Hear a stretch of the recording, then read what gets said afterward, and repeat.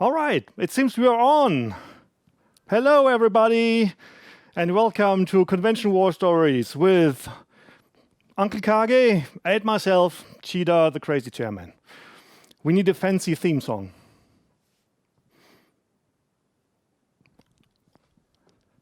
Actually, I am doing just fine. Yeah, I just wanted to dick with Cheetah there. Sorry.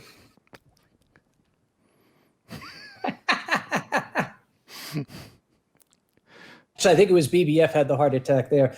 That's just to illustrate the sorts of things that happen. There is an immortal old poet once wrote, "The best laid plans of mice and men just fall all to shit," or something like that. Since this is Eurofurence, what happens is both Cheetah and I have been chairman of our respective conventions for more than some of the attendees have been alive, and we have seen some stuff. Boy, have we seen some stuff. So we just talk about it because years later it's funny. It wasn't funny when it happened. Years later it's funny. Since this is Eurofurence, I think it only appropriate that my colleague Cheetah start us off. Yeah, what shall we start with? With the more recent stuff or with the really, really old stories? Let's go back to ancient history so one of these idiots out here could say, "I wasn't even born then." Yeah. There's people who weren't born around like EF8 and they can attend now because they're 18 these days. We just before we went on air, we were talking about stuff that happened 20 years ago, and that's still one of our most remembered stories we share because you might have heard part of that story already around Eurofurence 6, so pretty much exactly 20 years ago. There used to be a guest of our convention by the name of Nikobe. And now that, he was a special piece of work. He was one of those pathologic, psychopathic persons who was not only a narcissist, he also liked to mentally abuse everyone else. And he was working with a Belgian traveling circus. And if you've ever seen his face, he looked like he got the one or other punch on the nose. And he was completely dysfunctional. And but he was also the first specimen of that kind we had at the con.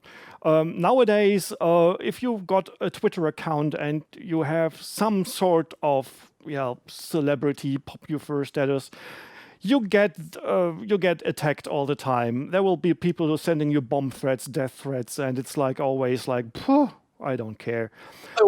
That guy though turned up at the convention and started stalking individual guests and try to get some sort of sexual engagement out of them by,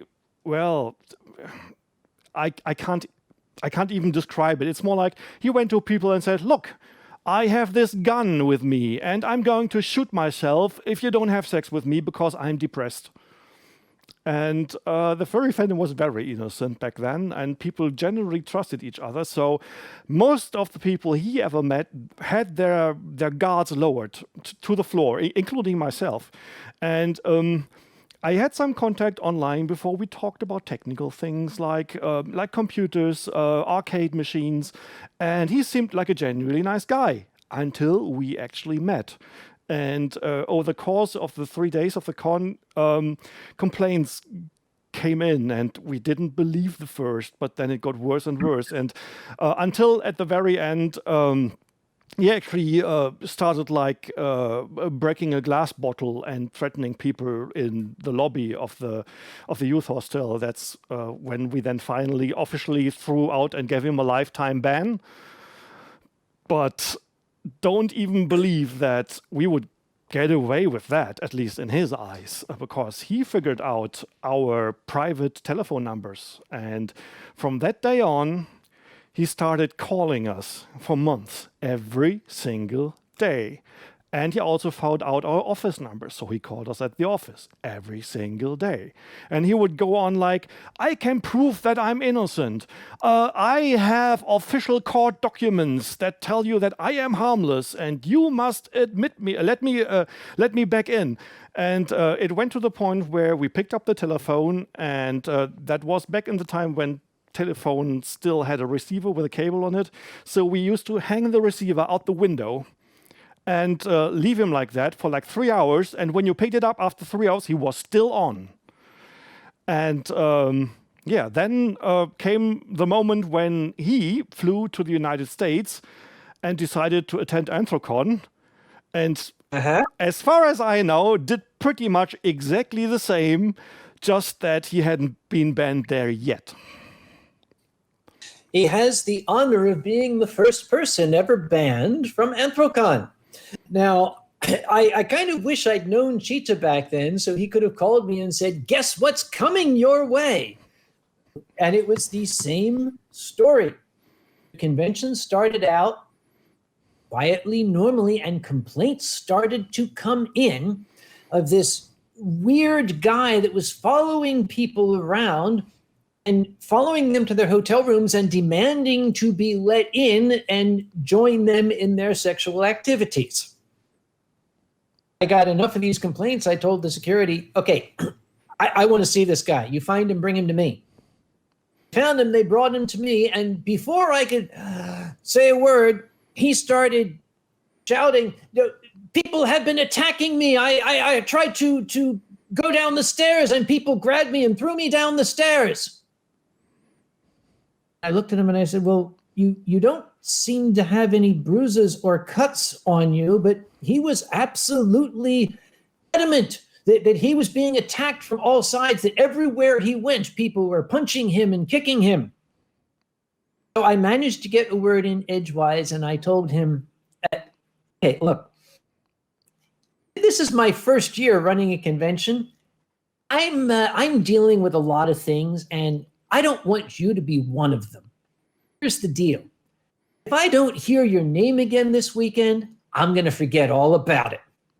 That lasted about 6 minutes after he left. When it was going on all day, I finally got a phone call from a friend of mine who I knew very well. He was on his way up to his room, and this little Belgian fellow came running up as he was opening the door and shouted, "Would there be any jiffing going on in there?" My friend said, "Well, that's really not any of your business." And he started to shout, "I have friends in the Russian mafia, and they will come and kill you if you do not jiff with me." So my friend at that point said, "I really think it's time you were leaving." And he walked into the room, and this little Belgian fellow tried to go into the room. This friend was previously in the military, specifically a United States Naval SEAL. And this Belgian found himself on the opposite side of the hallway against the wall. The door closed, and my friend called me. And as I was telling security to go find him, he came running up to me saying, "There are people with drugs in the room. I saw it when he opened the door. They have drugs in their room." I said, "Listen, that's not any of my problem. That's a problem for the police. That's not my business." And he ran away. I realized I said the wrong thing because 10 minutes later, the police arrived. And they went to my friend's room. He let them in. Now, I wish I had been there.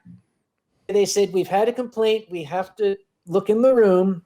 He said, "Sure, come in."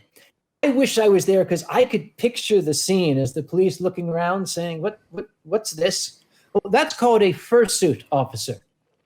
What do you do with it? Well, you see, you put it on and you pretend to be a raccoon. There's no drugs in it, right? No, sir. Oh, okay, we're leaving. Goodbye. They found the Belgian and said, "Sorry, we didn't find anything." And he started screaming, "They threw them out the window. I demand you search the grounds." And the police said, "Yeah, we would, but we just got another call of a very serious person that we have to go and see." So they left. We threw this guy out of the hotel and told him, "Russian mafia or no, don't come back."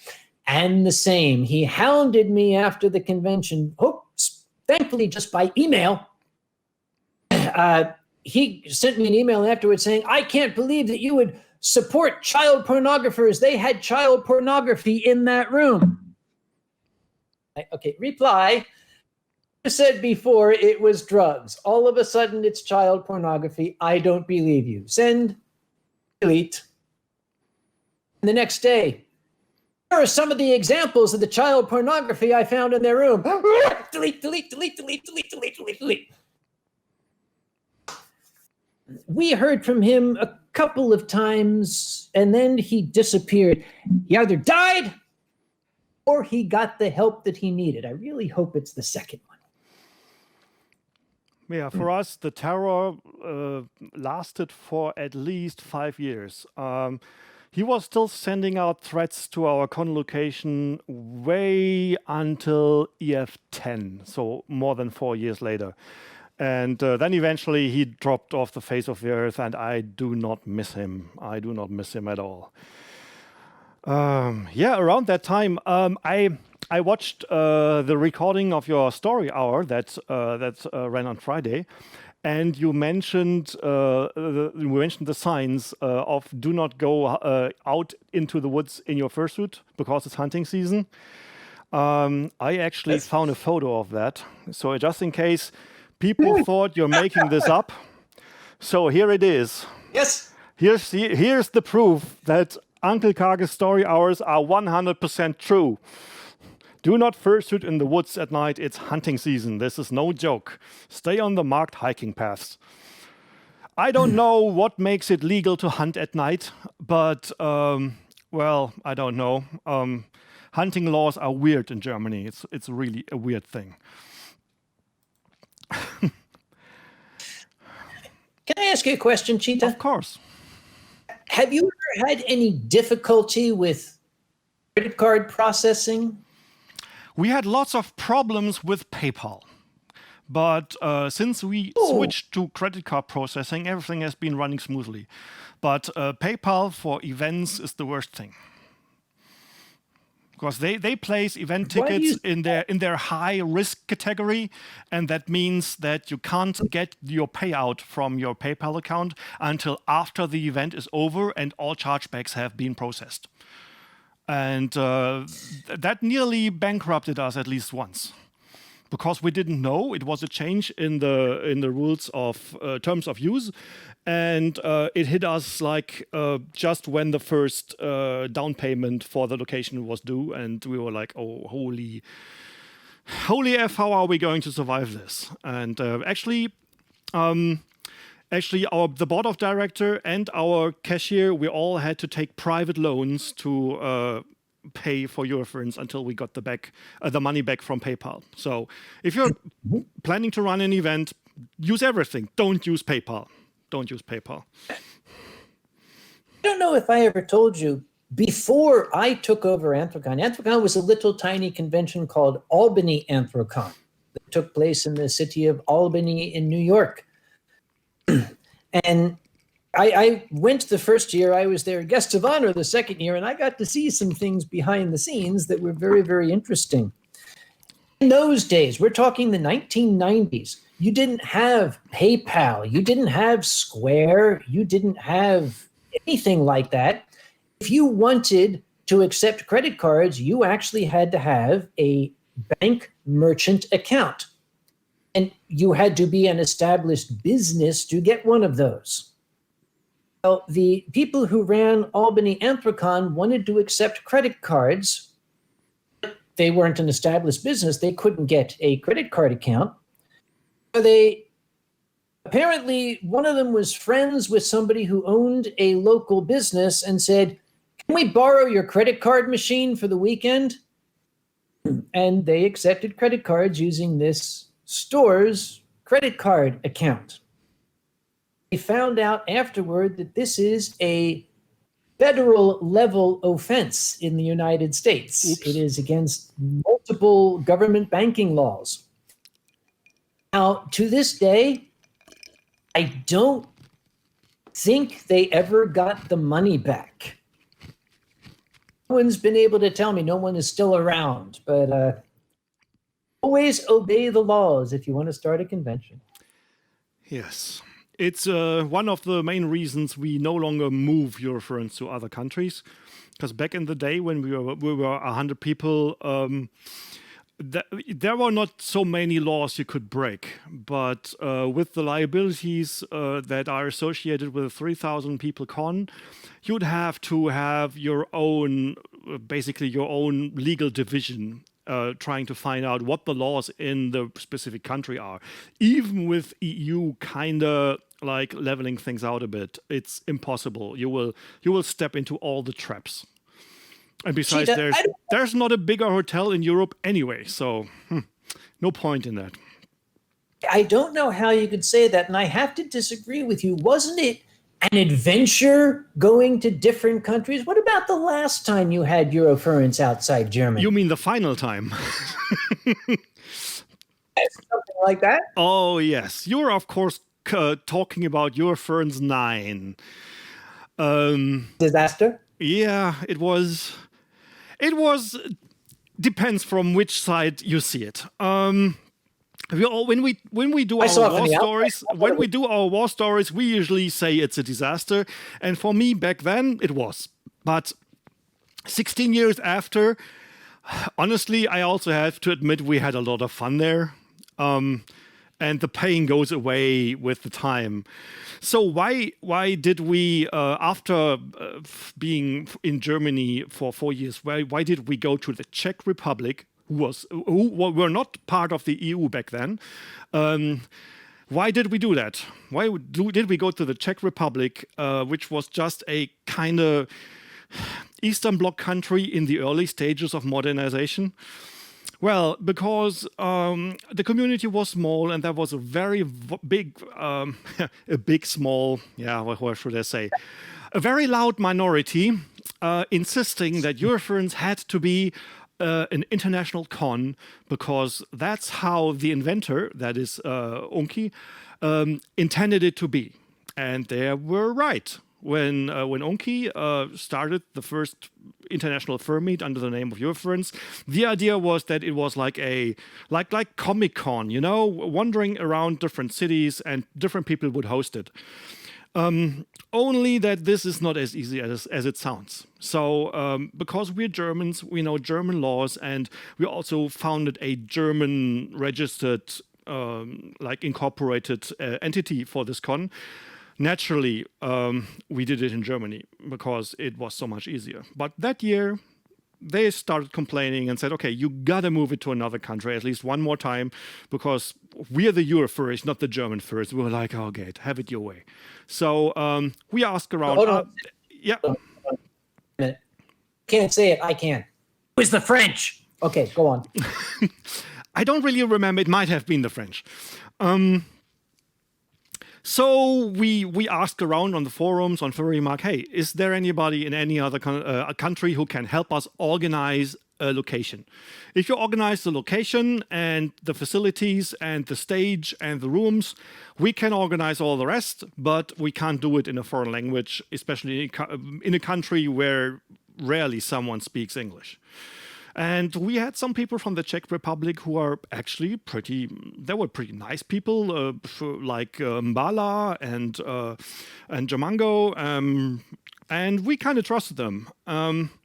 But the language barrier proved to be a lot bigger than we anticipated.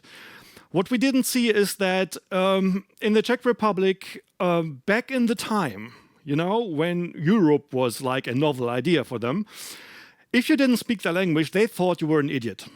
They just assumed you were too dumb to speak the language. I'm pretty sure that's not what they did intentionally, but they kind of they don't speak a language. We probably don't speak loud enough. We have to speak louder to them. Maybe then they'll understand. But of course we didn't. And so in a few ways we were pretty much ripped off. The big thing why in the end we decided to go to this location because it was really, really cheap. It took like a 12-hour travel from where I live to go there, and it looked kind of nice on a superficial level, but oh god, the moment we arrived there, just nothing. Oh, I'm sorry. Just nothing was like they promised us. So they It was a gulag. it was like a very, very cheap youth hostel. Actually, it looked kind of nice. Just let me show you something.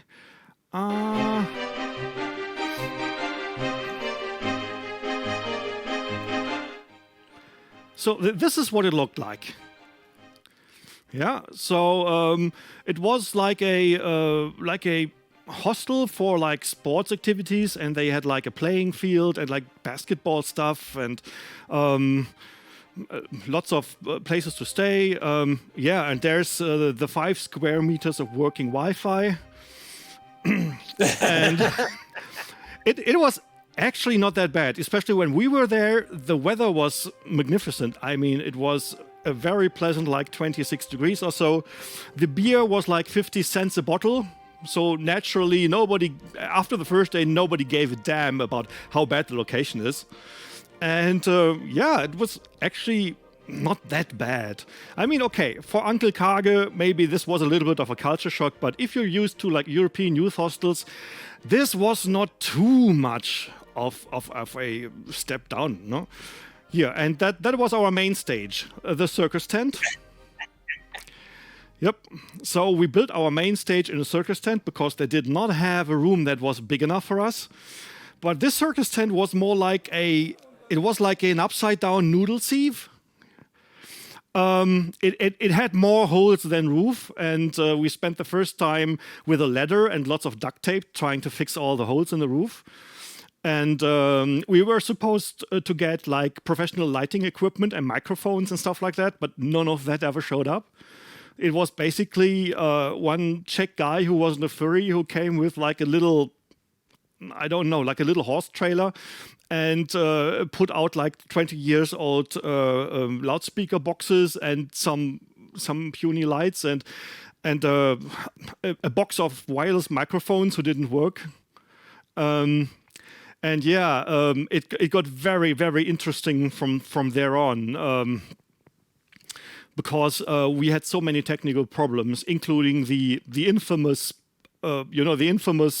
trussing pole that was under live current because the earthing didn't work. They had the regular 3-phase power plugs, but the ground wire just wasn't connected. So you'd get electrical shocks if you touched one of the light poles. And yeah, we had a puppet show running there. We tried to have a puppet show, and we started off, and none of the microphones worked. Not a single one.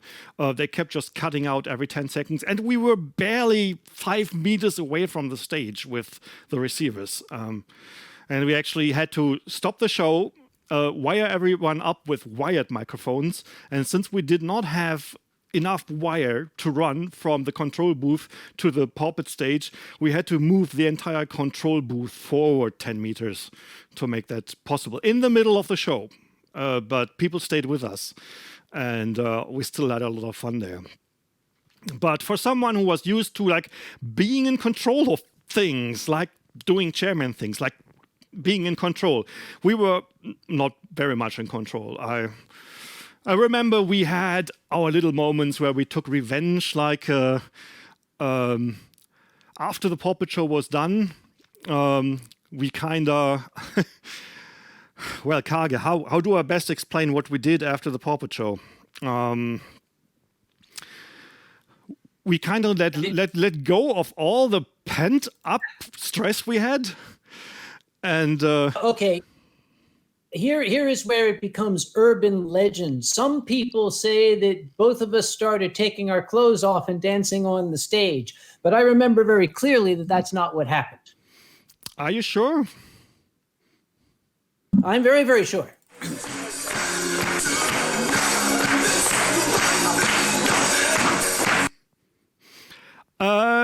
Yes. So much for the urban legend.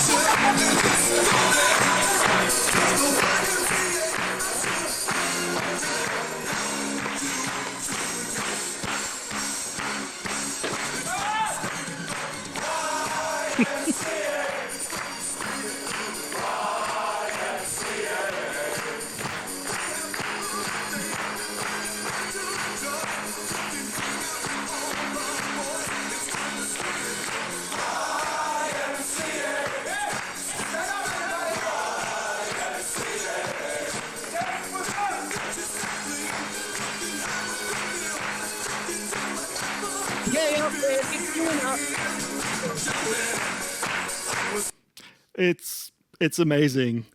That's when all the stress fell off, because that was the last event of the evening, and we were like so relieved. Yeah, so we literally danced around the tent naked that night.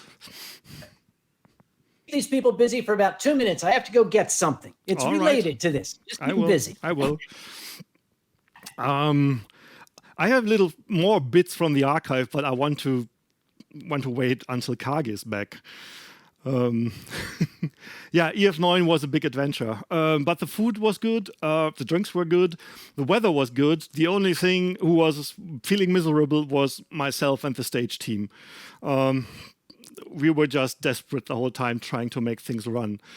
One person I really have to thank is actually Uncle Kage, because he saved our behinds in pretty much every single event. And you have to keep in mind that EF9 was the second time that he was a guest at Eurofurence. He was the year before was the year we got to know each other, when he was the guest of honor at Eurofurence 8. And he was amazing. He was so supportive. I'm really very, very grateful for that. Yeah, but we also took a little bit of revenge. Like during that YMCA thing, I don't think you could see it in the video, but the moment someone gave me that saw, I actually sawed one of the corners of one of the loudspeakers during that act. And after that, we had the final dance, and we turned the music inside that tent that didn't have walls up so loud that there were police complaints 2 cities down the street. And we did not give a damn, because what were they supposed to do? Throw us out? Yeah, we were already beginning to leave, so not an issue there. And what was the other thing I wanted to tell you about what we did there? And yeah, of course, since it was a tent and we had it rented, and the nice thing is, if you don't speak the language, you can't complain to the owner, but the owner also can't complain to you. So. Night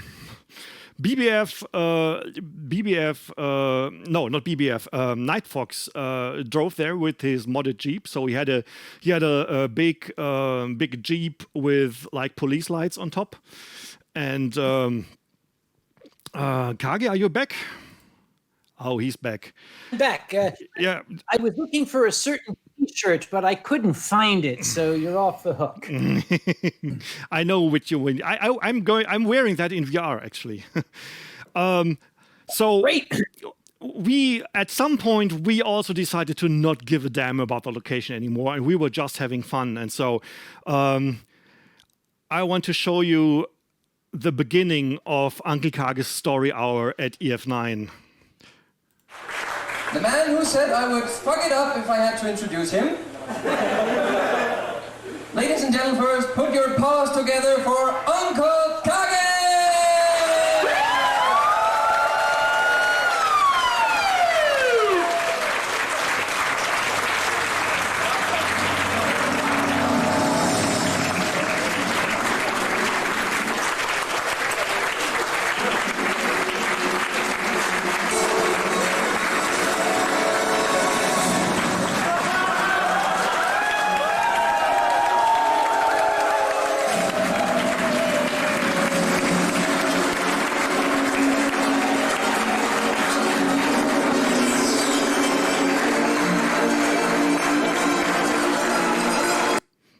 Isn't that beautiful? We also had a lot of fun. The moment we stopped giving a damn, we actually did have a lot of fun. You didn't warn me, and neither did Night Fox, because I was sitting in the back seat and he was driving toward the tent, and I expected him to stop and let me out, and I would walk into the tent, but he started to speed up, and I said, "What are you doing?" He said, "Just hold on." Yeah, and that's what we did. Also, we played Jeopardy. We played a 4-hour round of Jeopardy that night. And of course, Kage was on it. Three. Yes. Pick one. 400? No, 600. Size matters. Size matters 600.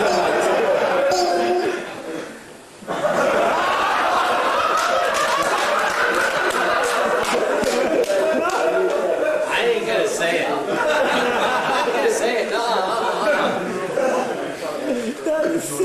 All right. What is rogue? That is correct. Entirely correct. Who is Rogue? It's his most famous macro wolf. I mean, if he's XXXXXL, that's correct. But what we actually were asking for is... What stock was short?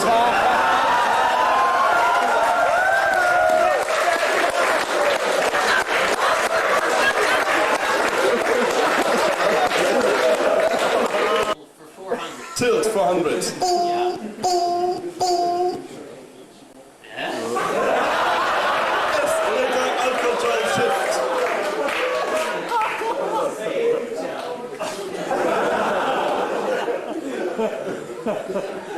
I think the question's open. Yeah, and Hendy stayed in that position for the rest of the night. We have to explain, in my defense, we have to explain a glass of wine this size was 25 krona, if I remember, or the local currency, which was about 2.5 cents American. I had 2,000 krona in my pocket. I bought the bar. So I might have had a little bit that night. All right. I could go on like that for an hour, but we don't have so much time. So how about you tell the next story? Oh, boy. Okay. Sometimes things do not go the way they're supposed to, as you might have seen.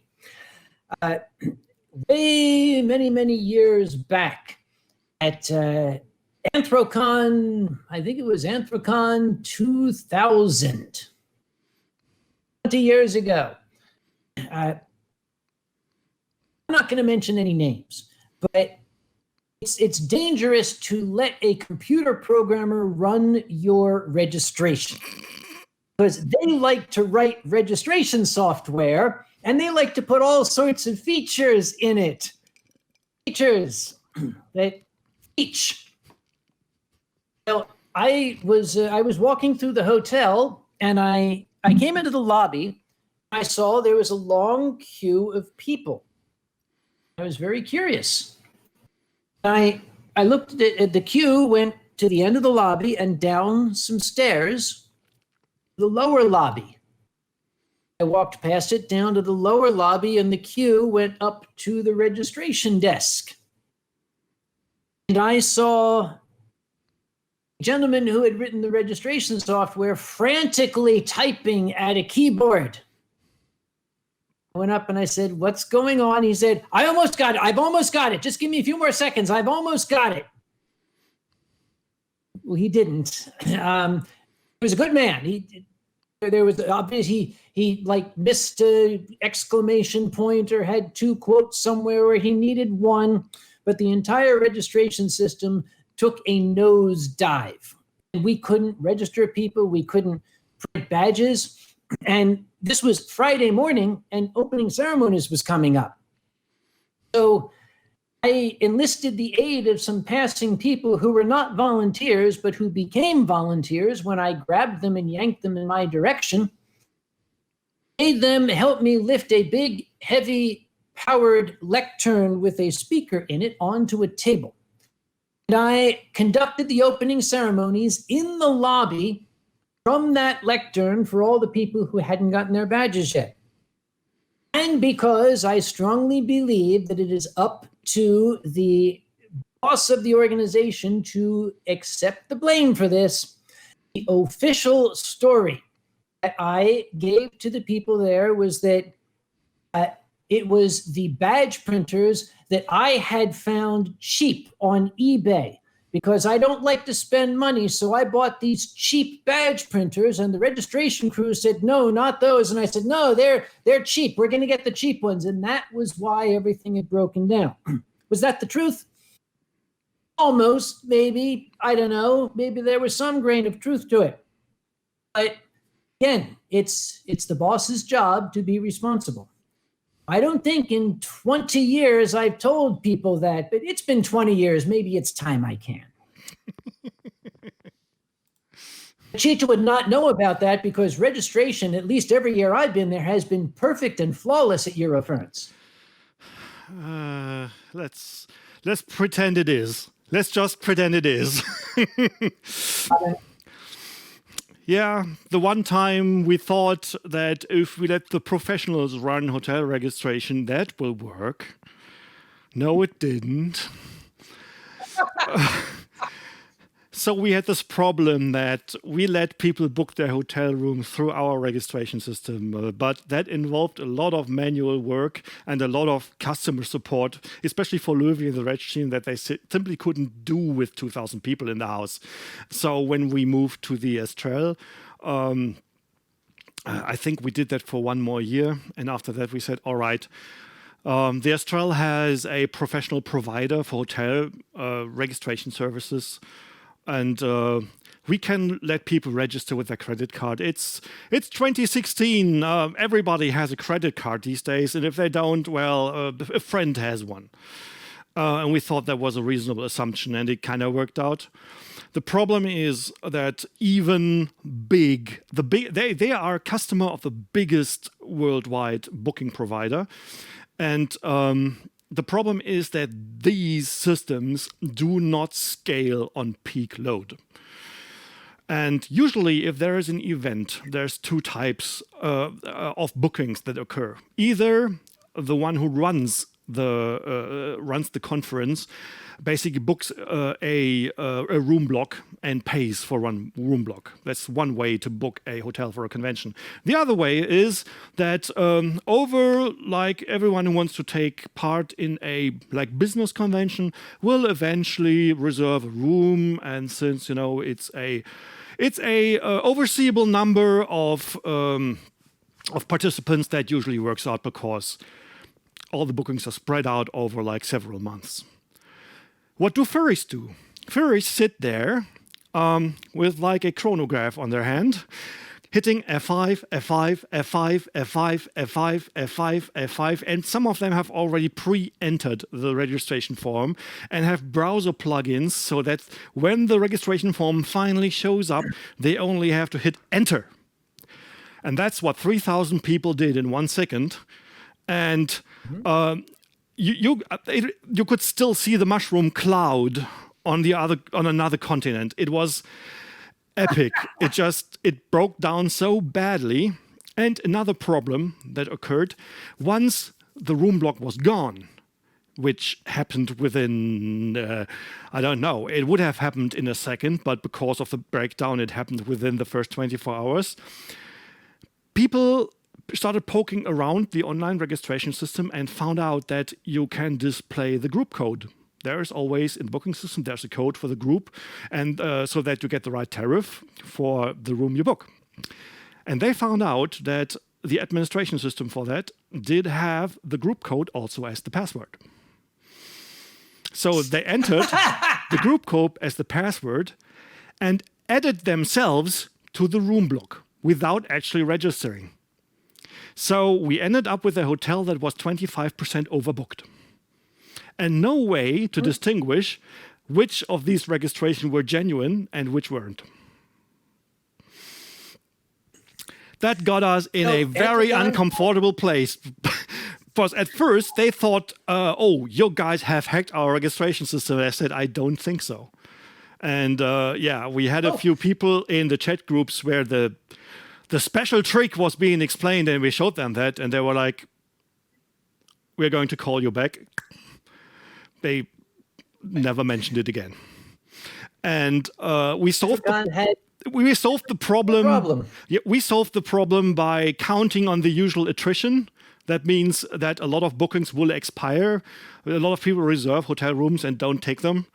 And I think there was like 5 people left over, and they got like free accommodation in the overflow hotel. They weren't happy, but happy enough to not cause a stir. So yeah, in hindsight, our self-made registration system run by the programmer who wrote it actually would have done a lot better job on that. Tell you something, Cheetah. We had that same problem for a number of years. And I would be on the telephone to the company's technical people, and they would be explaining to me how well it was running while I was yelling at them, no, it's not. I'm trying to book a room, and it just says Laden, American equivalent of Laden. And it was the same thing. Maybe it's the same people. Look, your secret URL here is, anthrocon.org/room. That's not going to work. These people are going to figure it out. We finally got it beat. It took years. We finally got a smooth, flawless hotel registration period. Anthrocon 2020. Yeah. Again, let's just pretend it was that way. Anyway, did you ever have a fire alarm at your hotel? Did I ever have a fire alarm at my hotel? Which year? You mean all of them? Yes, we've had those. Have you ever caused one of them yourself? Have I ever caught somebody? No, and that is a problem. That's a problem for me. Have you ever triggered? Have you ever triggered a fire alarm yourself? You mean from the smoke and flames rising from my head? The fog machine in my words? One time I almost set the Maritime on fire. And the only thing that saved me from actual getting the hotel evacuated was that I was fast enough to call the front desk and have them cancel the alarm, because it takes like 30 seconds. And if nobody cancels the alarm within 30 seconds, it triggers the evacuation. People don't understand. They love fog at the dances, right? They love to have fog at the dances. A lot of the fire detection systems are detecting something that looks like fog. We call it smoke in English. So if you're not careful, your dance could trigger a fire response. Yeah. But that's not what I'm talking about, because we turn off the smoke detectors and have like a fire guard watching instead. But this time, it was my Paw Patrol PC that was running in my hotel room and decided to catch fire. Actually, the power connector from my hard drive did this and caused a huge amount of really nasty smoke. And it was pure luck that I was just coming into my room, and I basically dove for the PC and opened it and saw, okay, all right, this is manageable. So I put the fire out and immediately grabbed the telephone, called the front desk and said, if you're getting a reading from the smoke detector, that's me. Everything is fine. And to my luck, they believed me. 'Cause otherwise, we'd have fun for a day. Okay, this picture, Cheetah, you need to take this picture and put a caption on it. This is your brain on Eurofurence. Yeah, basically. No, when you said, I thought, I didn't realize that you had an actual fire. No, we've only ever had phony ones. We've had people vaping in the hallway, and we've had smoke machines and fog machines setting off alarms. But to the best of my knowledge, we've never had an actual fire other than, as I said, the smoke and the flames coming off of my forehead at specific times. Yeah, when they told me it's a FireWire hard disk, I thought they meant something else. We had an incident at Anthrocon a number of years ago. It was a very stressful year for me. And the guest of honor actually saw that I was looking not well and invited me across the street to get out of the hotel and to buy me a glass of wine, which I thought was very, very, very kind of him. He recognized that stress was affecting me. So he said, let's get you across the street and get you a booze. So he bought me some wine, and I just got it to my lips. And the fire brigade came around the corner with the sirens on and pulled up in front of the hotel and started unrolling hoses. I looked at the guest sadly, and I put the glass down. And I don't know if BBF was there. If he was, there's probably video. Firemen going into the hotel with their full fireproof gear on and their oxygen tanks and the hoses over their shoulders. And me right next to them shouting, "Who the hell set my hotel on fire?" So yeah. Do you notice that your sense of humor starts to become smaller and smaller and smaller as it gets close to Eurofurence? Yes. It's not a time to prank a chairman 2 weeks before the con. You might lose an arm.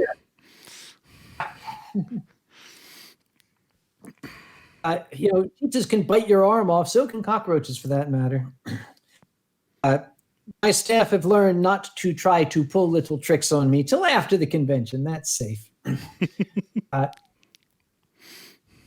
Have you ever had a guest injure him or herself on your premises? Oh, yes. We had a guest injure themselves on stage.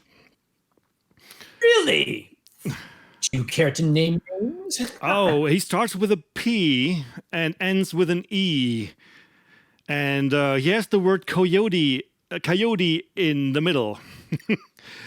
Yeah, it was. I'm not surprised. It was Pepper Coyote. Yeah, he had so much. He was drunk on stage, and he had so much fun. He did thing like throw his microphone like a lasso and jump around, and he somehow managed to break his foot during a song, but just by fooling around. And I have no idea how he did it. And he was very proud that operations would then push him around in the wheelchair for the rest of the con. I'm pretty sure he was fine after an hour or so, but he just enjoyed being like driven around in the wheelchair so much. He just played on for 3 more days. Surprised as a coyote, he didn't try to chew his leg off after it got tangled up in the microphone wire. Yeah, it was kind of like that. Oh, one day we should do a war stories panel with one of our paramedics, because we always have the same group of paramedics, and we had them for almost 10 years. And I usually get a report of incidents. They are all anonymized because of like data protection, stuff like that. But as the chairman, being liable, I have to know if there are any insurance cases that I should know about. And the stuff that people manage to do is incredible. There's people like who manage to get like burns on their back. I presume from the shower, but I don't know what else that would be. There's of course like a lot of sprayed ankles. They tried to hire their fursuit while they were wearing it. That's what that's from. Yeah, or they try to get like drunk in their fursuit and then forgot they took they remember they forgot to take their pain medication, and then they mix opiates with alcohol, which we've never had any casualty at EF so far. That is way below the statistic for events of that size. So I believe EF is a very safe place to be. But anyway, the kind of injuries that people get themselves, how it's already after 8. I mean, what's the rating for tonight? Is it PG rated, or is it more like? Well, did you know a penis could break? I didn't until I read it there. And whatever you do, don't Google it. You put a cast on it? Is that what you do? Do you put a splint on it? How do you? I don't know. I don't know. Just don't Google it. I did. I still can't sleep to this day. Okay. And I have no idea how much you have to miss. Don't. New topic. You do a story. Okay, well, this we is will going continue down with the other one. gutter. No, we never talked about broken peni. Anthrocon had a small circumstance where, you see, we have people on our staff who are first aid trained. But we also have professional paramedics who work for the city of Pittsburgh who are on my payroll. I've got an ambulance on site, and I have a full professional medical crew. We had a small circumstance that volunteer first aiders, they're magnificent. They're great to have. Sometimes they get just a little bit carried away. We had a situation where there was, let's say, a medical circumstance. Somebody called the emergency number 911 because they saw this medical circumstance going on. So the paramedics that were waiting at the convention center called on to the staff radio and said, "We have a 911 call. Where is it?" And the very well-meaning staff member got on the radio and said, "It's okay, we're taking care of it, never mind," and hung up. That caused some discussion. I usually talk about, and Cheetah will recognize this, when the manager of the venue looks across the crowd and sees you and does this. The chairman doesn't like to see that. I got that evening. That's why I wanted to know. We had, someone's bound to ask this question at some point. I'm going to tell it to you. Has anybody ever died at a furry convention? The answer is yes. There have been at least one death at a furry convention. It was not Anthrocon, and I know it was not Eurofurence. I'm not going to tell you which one it was out of professional courtesy. They handled it appropriately. Yeah, you talk about being the person in charge and getting woken up before breakfast to be told, guess what? Somebody died. I don't ever want to get that call. I am perfectly happy getting a call that Pepper Coyote tried to chew his leg off on stage. That's fine. I don't want to hear anything worse. Yeah, the worst thing that I ever got woken up from my bed from, that was when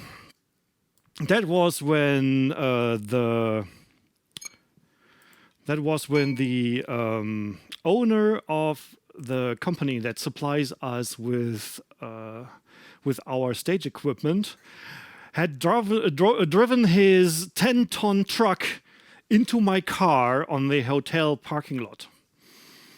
And I swear, I was standing in the middle of a completely empty parking lot. He really hit the only single car in the middle of it. And I'm trying to bring up a picture of this, but I'm failing. So sorry, that's probably not gonna work for some reason, but. Yeah, that was kind of not so funny because he basically pushed in the entire back section of it, and it was the only car I had to bring my stuff back home. And I fixed the window with garbage bags and lots of duct tape, and hoped that the chassis was still okay, and then drove it home like that. And then the next week I could bring it to the garage. But yeah, that was kind of exciting. There was an incident at one Anthrocon. I'm still not exactly sure how it turned out. You mentioned earlier on that as the chairman of the convention, you get used to the bomb threats. You get used to the death threats. The phone rings. I'm going to murder you in your sleep. Yeah, get in line, Jackson. Thank you very much. Click. It just doesn't bother you anymore. A couple of years ago, wait, here's the truck. Do you have the car as well? That's the truck. Where's the car? Oh, no, there's the car. coming up. Bad. So gotta get it here. So yeah, the entire left side was ruined, including all the windows and stuff like that. So, and it was raining like hell. So I was not so happy about that. I think that was year 15. Someone in the room can refresh my memory. Yeah. No, wait a minute. Aren't you German? That was at the Ringberg. You're German and you're driving a Ford. Yes, I am. They make good cars. Are we talking about the same Ford? Actually, it's a Ford Mondeo. I don't think they make that in America. I think that's actually a German Ford. Probably not. Wow. Okay, yeah, now I see. So yeah, but insurance covered it, so I got to live. Nobody hurt, but yeah, that was an unpleasant awakening. How much time do we have left?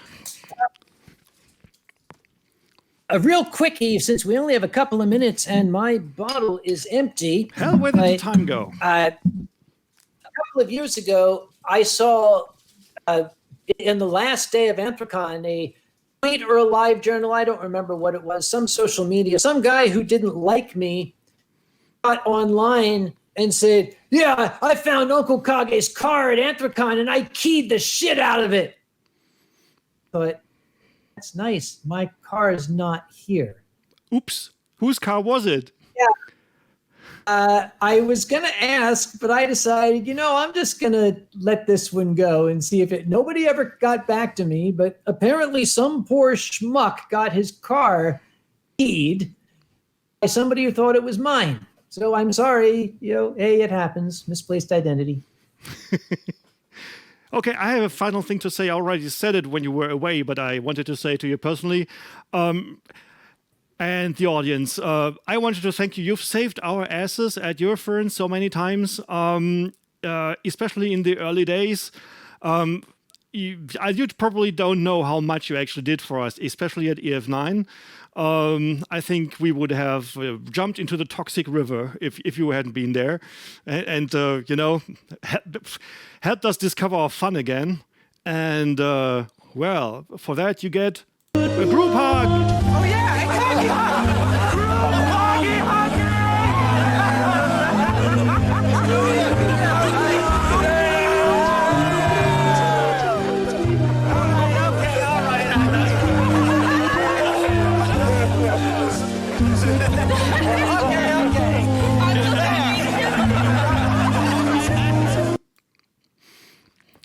I remember that. I couldn't breathe. Yeah, but still, you looked very happy that day. Thank you very much. It's my pleasure to do so. If we don't look out for each other, who's going to? So as long as you keep giving me booze, I'll keep helping out anything you need. And that's awesome. Yeah, I think we're out of time now. I have so much here on my thing. We could keep going for another hour if we had the time, but we don't. And I must say, so far things have been remarkably on time. Careful. Don't say those words. At least I am not going to be the one who is going to to delay the next event. So 15 minutes. Let's get to it. Thank you, ladies and gentlemen. You're all very kind. Let's go to the next event now while we still have time to be on time. Goodbye, all. Oh, someone told me we have still 15 minutes left. We do? Okay. Oh. I didn't know that. I should have read the schedule. I thought we had an hour. Be right back. He's getting a new bottle. Yes. Oh boy, oh boy, oh boy. I'm glad I bought two. Oh, okay. Sorry. Where were we? Oh, right. Oh, wow.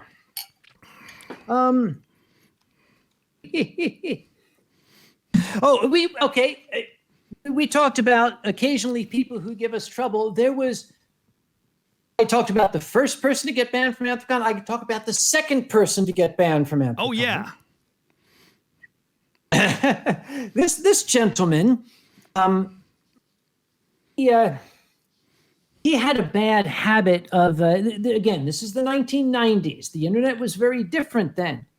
This fellow had a bad habit of downloading furry art from the fledgling furry art sites and from bulletin boards, and then transferring them to CDs and trying to sell the CDs at the convention.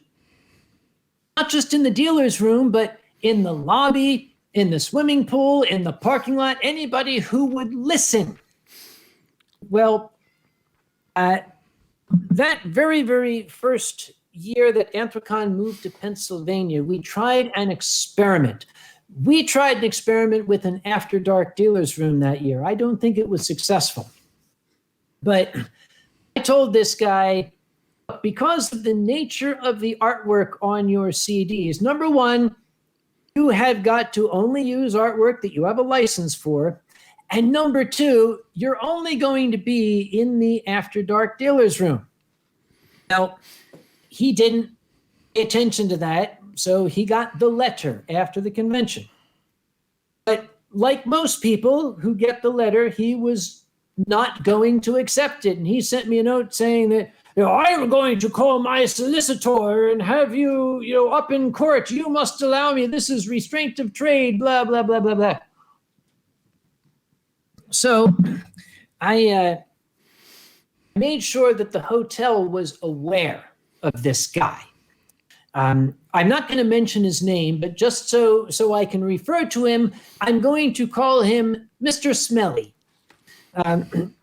I was at the hotel one afternoon, and I happened to be looking over the shoulder of my contact, and I saw Mr. Smelly's name. And I said, wait a minute, what's that doing there? Isn't that the name of the guy I told you to watch out for? And he said, oh yeah, I don't know how it got through. I said, well, can you fix it? He went, tap, tap, sure, gone. Well, Mr. Smelly then called the hotel to find out what had happened to his reservation, and he was told, oh, we're sorry, we had a small technical issue. We're not able to give you a room. We had an overflow hotel that year, and I made sure the overflow hotel knew that if this Mr. Smelly calls for a room, he's not to get one. Was on a Friday morning. Weekend came, and I came into work on Monday, and there was those little pink "while you were out" messages on my chair, and it was from the reservation lady at the Overflow Hotel. And I called her, and she sounded terrified. She's saying, "Who is this guy?" And she was very upset, and I just, calm down. Okay, tell me what happened. She had gotten a phone call on Friday afternoon. This gentleman had a very recognizable way of speaking. The English word is pedantic. I don't know if that translates well to other languages, but people call me pedantic. Is it? Yep. Pedantic. I got a doctorate. Screw you. So this guy called up and said, hey, good afternoon. I would like to inquire as to the possibility of obtaining a room for Anthrocon. She said, yes. And your name? Smelly, Mr. Smelly. And she saw the little Post-it note. And, I'm terribly sorry, Mr. Smelly. There are no rooms available. According to her, he flew into a rage and started screaming at her incoherently, and she quickly hung up out of fear. And 5 minutes later, the phone rang again. Good afternoon. I would like to inquire as to the possibility of obtaining a room for Anthrocon. And your name? Smith. He said, I'm very sorry, Mr. Smith. The entire hotel is booked for the next 6 years. Goodbye. Oh, apparently, and this guy's not Belgian, apparently late that night after midnight, he had called the nighttime operator demanding the home phone number of the reservation manager so he could call her at home and force her to give him a room. she did not do that, but I told her on the phone, do you understand now why we don't want him there? He, of course, showed up at the convention, and when he showed up, I had taken precautions. I had spoken to a local police officer, a sergeant in the police force. And I said, this guy might show up, and if he does, we don't want him there. He showed up, and I was going to go out and tell him to go away, but the manager of the hotel very wisely said, no, you do not engage him. Let the police do their job. So I went around the corner, and I hid around the corner, watching around the corner like this. I saw the police officer walk up to Mr. Smelly, who was sitting in a chair in the lobby. And I couldn't hear. All I could see was the conversation. Mr. Smelly saying, officer saying,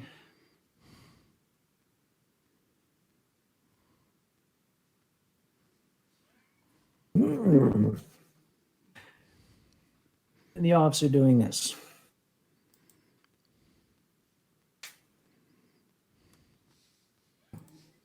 And Mr. Smelly then left the hotel. That was very rewarding.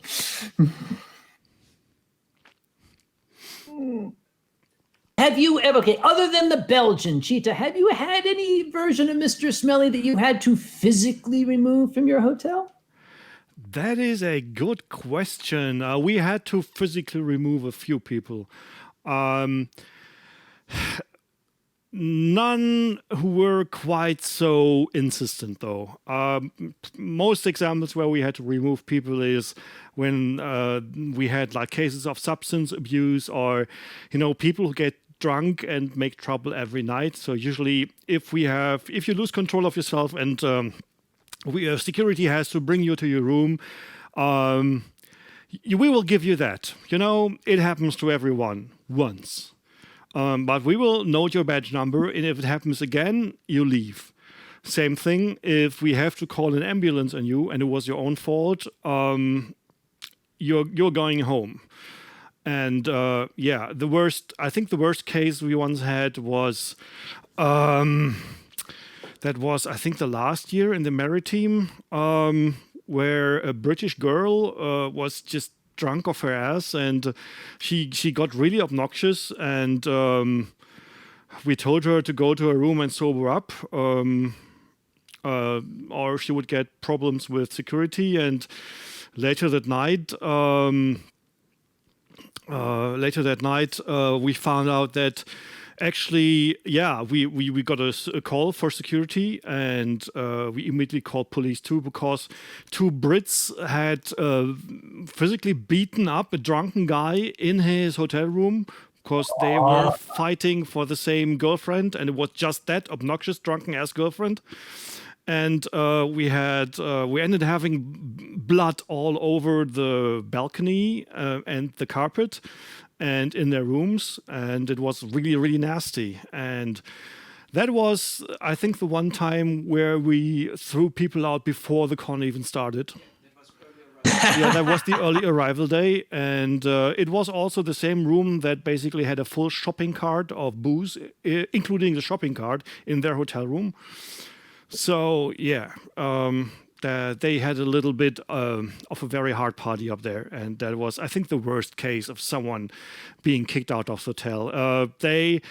I think one of them apologized later, and I think after 2 years or so we allowed him back in, and he's not had any issues until then. But I'm not going to go into the details what they did in the room. The police kind of reconstructed it afterwards. It was not nice. Would have been CSI worthy. At least two guys had to go to the hospital after that. Yeah. Now, I want to make sure viewers know, I'm going to emphasize this. We don't like to throw people out. We do not like to ban people. It's the last thing we want to do. Our job is to let people have a good time. If we have to ban somebody, it ruins our good time. So this is not a decision that's taken lightly. Fortunately, one year, the guy pretty much made sorry, the excuse me, decision. Kage. I forgot to mention one little detail. We also had to throw out the girl because she was not involved in the fight, but all the while the guys were beating each other's heads in the room. She was lying in the bed and being completely unresponsive. So we then called the medics on her, and she had severe alcohol poisoning and had to be taken to the hospital the same day. So yeah, at least they had the room free to do the cleaning. So your turn now. Mm-hmm. We had a gentleman that, of course, I get on the call comes on the radio. A man says that security beat him up. Oh Kitty? Boy, another one of these. So I went to operations, and there was this young gentleman. He was lodging the complaint that one of your security people beat me up last night. I said, okay, what is your story? And he said, I simply got onto the elevator at a floor where we ask people, please do not get on the elevator from this floor. It keeps the elevators moving. Got on the floor, he hadn't seen the sign. A giant sign that covers the elevator buttons so you can't push them. He somehow didn't see it when he pushed the button. And he got on the elevator, this gorilla in an Anthrocon security uniform grabbed him and hurled him against the wall and caused bruises and terrible injuries to him, and he wanted to file a complaint. I looked at the assembled crew. I said, all right, would the member of security who was involved please step forward? A member of security who was involved is a little lady we call Mama-san. She's about this tall. And she said, yeah, I was the one that was there that night. I said, really, what's your story? And she said, well, I saw him get on the elevator, and I told him to get off the elevator, and he wouldn't get off the elevator. So I told everyone else, this elevator's not going to move until this guy gets off. So everyone else in the elevator grabbed him and threw him out. I said, oh, okay. I see. I said to the gentleman, had you had anything to drink that night? And he said, a little. I said, how much is a little, and what is the nature? He said, 4 or 5 tequilas. And Mama-san, how much tequila did you have that evening? And she said, none. I said, okay, I think I understand the story.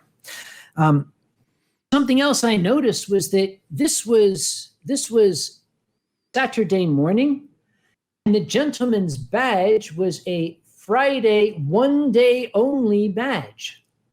I said, okay, I understand exactly what went on. The appropriate steps will be taken. Incidentally, your badge is expired. Please get the hell off the premises. I have a small advantage that I don't know if Cheetah has the advantage I have. If I say, get the hell off my premises, and he doesn't go, I've got 25 actual City of Pittsburgh police officers working for me. All I have to do is say,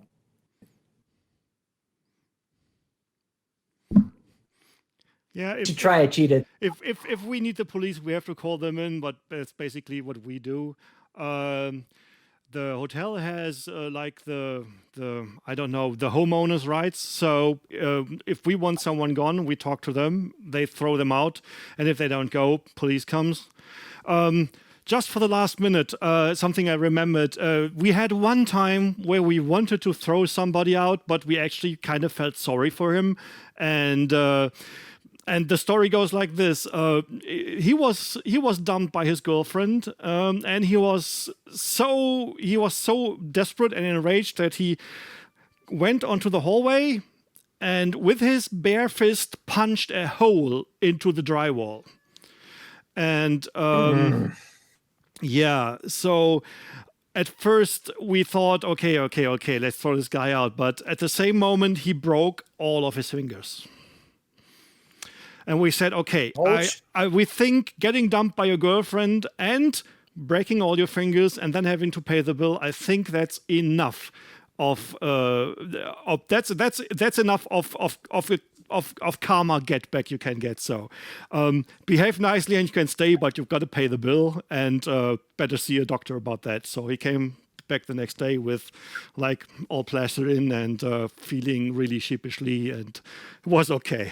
I was like, okay, poor guy. Hand, right? He got punished. Any plaster on his hand, not on. Sorry? Only plaster on his hand, not on his penis. I didn't check. The only time we get to check people's penises if they post dick pics from the hotel gym in public channels. That's only 1 out of 3 of your attendees. Probably yes, but not too many people are stupid enough to tweet it. So yeah, cheers. Yes, Prost. Okay, we've used up our extra 15 minutes. Does that mean we're done now? Yep, I think that means we're done now. Yeah, so Okay, thanks for the nice talk. That was fun. We should do it again. Oh, wait. What we need to do is we need to have BBF there the next time you and I are at a bar with our head in our hands telling each other stories. Just have him film that, and then we can just show it, and you and I could be off drinking and laughing while we won't have to do it like this. After careful editing. We might have Okay, I'll give you that. we might have to bleep a few names out. Like Uncle Kage, Cheetah, BBF. Yeah. So, thanks to Eurofurence Online for having us. Was a pleasure to perform for you guys. It's been an awesome weekend. There's still some stuff to come. And at this point, thank you to Kage for being here. And we're going to hand it off to whatever comes next. BBF, kill us. Auf Wiedersehen. Bye.